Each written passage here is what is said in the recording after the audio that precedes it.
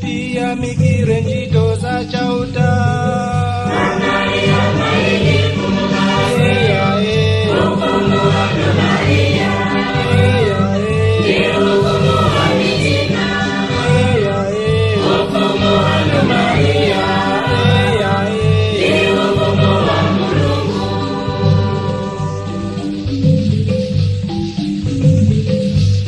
Maria Ibokwe Unateza Chipaso Iyale Zengi Kumukati Oh Yesu Chipaso Yaki Kulumusa Iyale Zengi Kumukati Oh Yesu Chipaso Yaki Kulumusa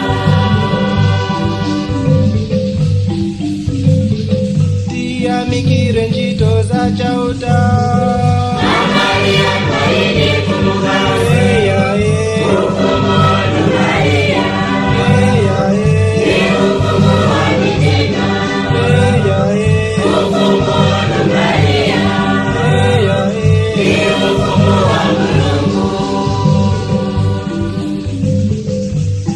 Maria